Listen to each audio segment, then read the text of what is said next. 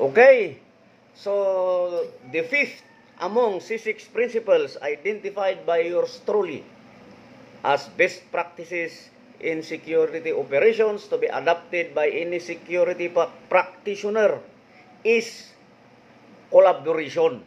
Ayan. So, ito yung panglima. And in my own definition, collaboration is an act of working together, with others, both your team and across departments or unit in your organization. Of course, to achieve a common goal. Yan, kasi mayroong common goal ang bawat kumpanya, regardless of department kung saan nagtatrabaho. At alam naman natin, siyempre may departamento ang security. Okay? And in the field of security, collaboration is very essential to ensure cooperation, di ba?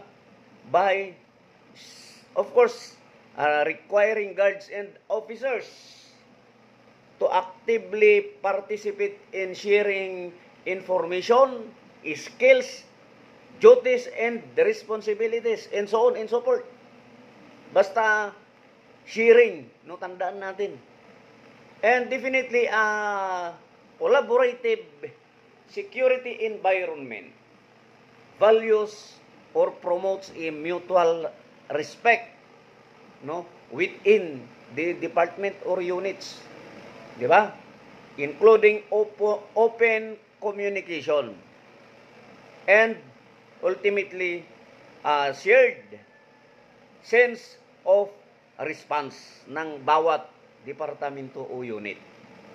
At tandaan natin, ang collaborative effort, it can minimize duplication or redundancy of work, di ba? Kumbaga, may iwasan dito yung mga dubling trabaho, di ba? Then, it also promotes learning among peers. Diba? Kasi siyempre, natututo ang bawat unit. Kung sa departamento ng gwardiya, natututo ang bawat pwesto naman. Diba? Kung saan nakatalaga yung mga gwardiya na yan. And definitely, it builds a stronger, or more cohesive team. Diba?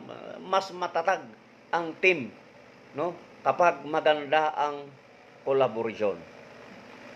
At in addition, sa security kasi, success is rarely achieved alone. Mahirap i-achieve yung maganda at mahusay na resulta ng trabaho kapag mag-isa ka.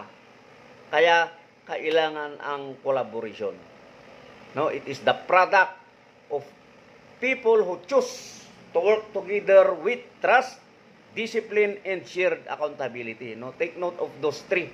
Kailangan maganda ang collaboration, by trust, kailangan bilateral na may loyalty sa bawat isa, di ba? Walang lukuhan, di ba? Then, kailangan ang disiplina, mutual discipline, at yung pinaka-importante, yung accountability. Kasi siyempre, lahat yan accountable, whatever result, of a specific given task ay may kanya-kanyang accountability ang bawat isa. So, ganun lang yun, ang collaboration. Actually, isinama lang natin ito, doon sa C6 principles kasi according to experience, kailangan kasi natin ang collaboration. Hindi lang communication,